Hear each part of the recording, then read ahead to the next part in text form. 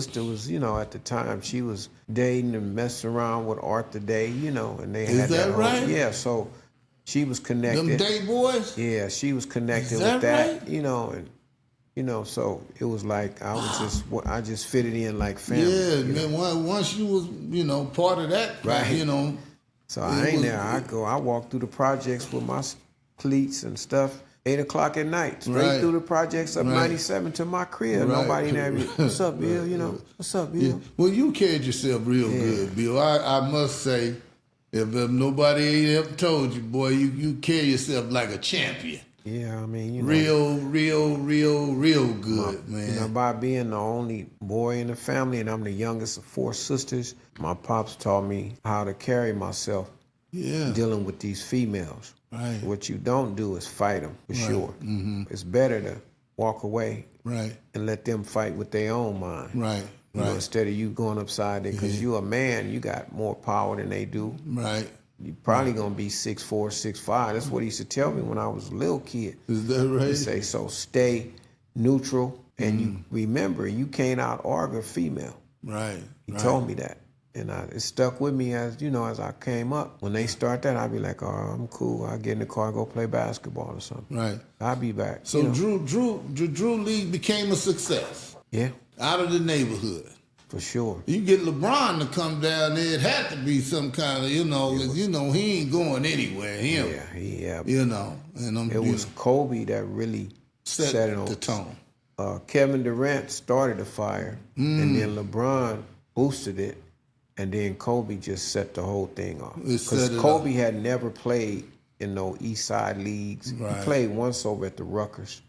Right. The Rutgers I had seen Jelly Bean actually at the Fox Hill Mall because I was living over there at the time, off and on, But, Bill, you had to been making some decent money. You're going to be living in Fox Hill. Yeah. And then you're going to move to Upland. Yeah, I moved to Upland, man. It was... You was making some good decisions, man. Yeah, man, I had to. Who was telling you all this stuff, or you just knew? I had a friend that lived in, I never thought Rancho Cucamonga was a real city. Mm-hmm. You know how people used to say, man, I'll chase your butt all the way to Cucamonga.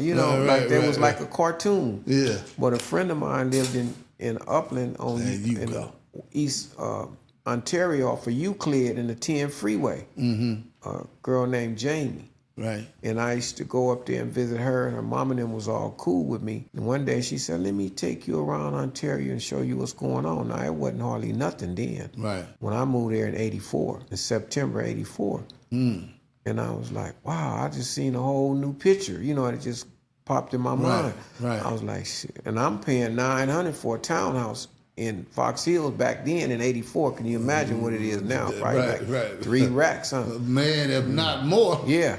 So on Greenberry Valley Circle, right around there, where you can walk to the mall, go up to the little park. Mm-hmm. So I'm like, went out there with her and hung out, and I seen this spot. I was like, well, how you know to go to the Fox Hills? At that time, if you living over there, Yeah, it was, yeah. I moved there in 81. I stayed there 3 years to 84. I just wanted to get out of the hood. It was my first time getting out the hood. Right. Like in the West Side area. Right. And I was rolling around over there looking at those apartments. They always got some for rent, townhouses and all that. And I found one, and the lady rented it to me, and I was like, cool. Because I always save my bread, Right. And so you knew how to handle your money. For sure. By myself. I stayed there 3 years by myself. And when I went up to Upland with her and seen how that was, and it wasn't hardly nothing. It wasn't all this stuff they have now. I was like, this is low-key quiet. You ain't got to worry about nobody knocking on your door. You know what I'm saying? Right. Because you already know when you have little bread, people want to be your friend. Man. You already know, Bush. Yeah. I know you've been through it. Yeah. Yeah. So everybody want to be your friend then. And you ain't got shit. Yeah. They don't even know you. Yeah, they don't know you. Let me have this, and long as I said, I'm gonna get some distance between this. Mm-hmm. Evidently, Fox Hills ain't far enough. So I hit that 10. They can drive over there. Yeah. I hit that 10. Once I hit that 10, it was like, then I would throw some barbecues at the crib, like the Super Bowl, and invite Dino and them would come up. Is that right? You know, yeah, because I stayed on the corner. My street was in and out. So Dino became a legend himself. He's definitely a good all-around great guy. Yeah. Person-wise, you know, I tell him don't never let nobody change the way you are. Right. Because this is what got you where you are. Right. You know, Being you gonna have some times where you feel like the weight is heavy, but keep being Dino. Yeah. You know, cause if he been in the trenches as long as like you talking, he coaching at 16. Yeah, and knew what he was doing. He wasn't just standing on the sideline. He was orchestrating, winning championships in the Drew back in the 70s. Wow. And that's when it was, man, we had the Michael Coopers, you know what I'm saying? Wow. Before Elijah Wan and them came, Vi Slammer Jammer, they was playing in Drew. They coached Terrence Kirkpatrick, rest in peace, was bringing them down there. Oh, Dino, you had a vision, brother. It's just like passing the torch and, another brother picking it up. That's what I said in the documentary. I said Dino had a vision, and he took the torch and he ran with it. Yeah. He did. I mean, I'm just hearing it and trying to, And Dino's, Dino ain't never been really scared of nobody, but he not that type of dude. Right. That want a confrontation with you. Well, the man, he should want that. Yeah, but see, dudes back then, they had, now I used to get pissed off with them dudes, Right. Because I was always the one that had the pistols and all that kind of stuff, right. From what I came up with my folks on Compton Avenue. Right. So they taught me to always keep something, right? Just in case. You never know. You never know. So it would piss me off so bad when somebody tried to disrespect him. Mm-hmm. It's like I brought this brotherhood. Right. Because. Very humble brother. Yeah. You know what I'm saying? We took him to the Carolina West one night. His mom would let him go if I went. Miss Smiley, rest in peace, beautiful lady. What Dino doing up in the West, man? Well, he was in between a girlfriend, and that's when he met his wife, Stephanie, in the club. At Carolina? Yeah. What? Carolina West. Yeah, man. They show it if you ever see the documentary, you will see it. Is that right? Mm-hmm. They'll be talking about it. Me, him, Daryl Jones. Green-eyed Daryl? Yeah. Me, Daryl Jones, Dayton, his brother, and Dennis Mosley. Is that right? We was all there that night when he met Stephanie. Is that and right? And they wind up getting married and everything. Mm-hmm. Wow. It was meant for him to be there. It was meant for them to be there, yeah. Wow, wow. Hey, boy, he needs to thank whoever invited him to come that night. Yeah, exactly. Whoever invited you, we was trying to get him, but Miss Smiley was kind of cautious about who they went with. And she said, she was always fun to me. Is Bill going? Mm-hmm. It's gone. Yeah, you can go. Yeah. Because I stayed right around the corner, on Mary. Right. He right there on 89th. I'm right on Mary. Right. She seen I was a little family man, had kids. And that changed. That might have changed his life. It did. 30-some years they've been married. Mm-hmm. Yeah, man. 2 kids. Solid as a rock. Dino. He's a great dude. I Yeah, still Dino, to this man, day, I get pissed off if somebody try to treat him foul. He know it. Yeah. Because he know I'll be the one to say keep something. being who you are, man. Don't come out your character for nobody. No, never. You know what I'm die saying? This way. God has not only blessed you in so many ways. Man, you know what I'm saying? I mean, I can't say I ever seen a hungry day in my life. Right. So just imagine, man, if that Drew League wasn't in existence, how many cats would be missing out on some of that, good times and competitiveness and all of that that's going on. You know what I'm saying? So they never thought it would reach this platform. Right. Where we went from the moms and pops to the #1 league in the nation. Wow. We have a Drew League in China. Is that right? Mm-hmm. Boy, old Drew. They come down every year. Them Chinese dudes come down. The coaches bring the youngsters down. Mm-hmm. Whole team. They fly 18-hour flights to come watch the Drew League. Is that right? And they come in with their jerseys on, 16 to 12 of them, come in and sit up at the top, them take care of them, make sure they straight. Look here, old Charles Drew done. Drew, that school, that little middle school. That little middle school is on the map, huh? Yeah.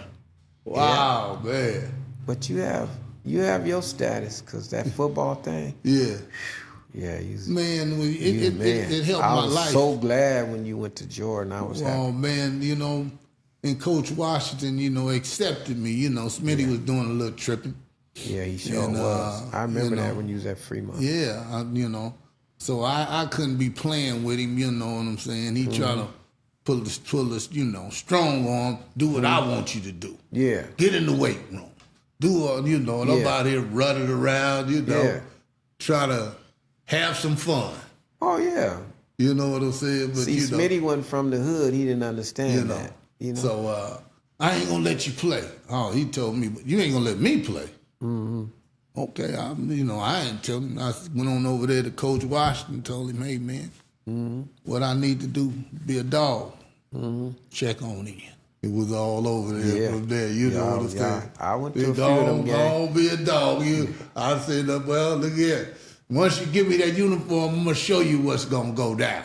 That was a bad, that was a team there, boy. Yeah, you know, because they had started being on the map, you know. I mean, man, about 3 or 4 years in a row before I got there. Right.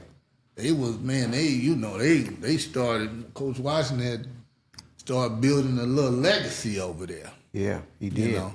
And that's why, you know, he even went on over to Southwest and changed that program around. You know, he had a few cats go pro out of that program. Yeah. You know? Washington went to the Cowboys. Yeah, Washington went to the Cowboys and won championships too. Yeah, he did. So, you know, anytime if you can save one, really, you done a hell of a job. But he saved a whole lot of us. Was Chris Sugar's quarterback when you was here?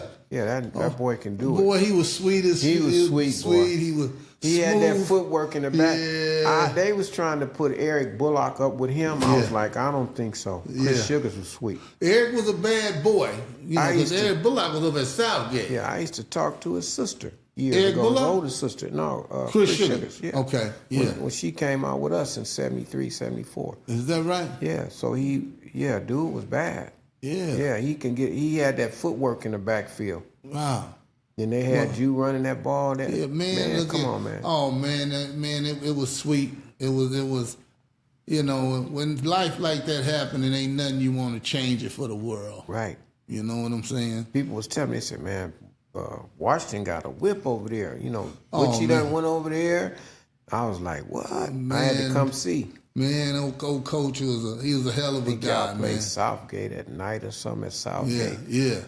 Coach was a good guy, man. He, you know, like I said, he's still doing all right too. You know what I'm saying? He finally retired from over there at Southwest. Yeah, he was over there for like 30 years. Durrell Divinity, you know, the running back that was with me, right? He's over there now. So ain't one of them a sheriff or something, a police, one of them divinities? It might be. Now, I don't know if Durrell's a teacher too. You know what I'm saying? Yeah, one of them divinity boys was in law enforcement. But at least he passed the torch, you know what I'm saying? And so another brother is carrying it on, you know what I'm saying? Yeah, you know Mike Montgomery, the police Mike, you know, his wife went to Jordan with me. Is that right? Mm-hmm. Boy, that's why I'm trying to tell you. Deborah Montgomery. There's some good things in this neighborhood. You feel what I'm saying? Yeah. Bill, we want to, you know, eventually, like I say, because I'm going to try to do something for my boy Raby, but we want to give you a little something for coming on, you know. It's just something, let me feel good. You know what I'm saying? Right. You know what I'm saying? It's like somebody want to say, man, give me mine before I go. Don't tell me how you feel about me after I'm gone. Right. You know what I'm saying? Right. Bill, I want to just say, man, you have carried yourself like a true professional. Right.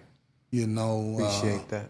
You are a true legend to the neighborhood. Mm-hmm.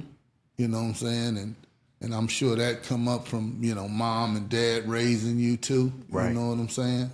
Yeah, they did. Man, I just want to say, man, one of the biggest things, man, thank you for coming on and talking to me.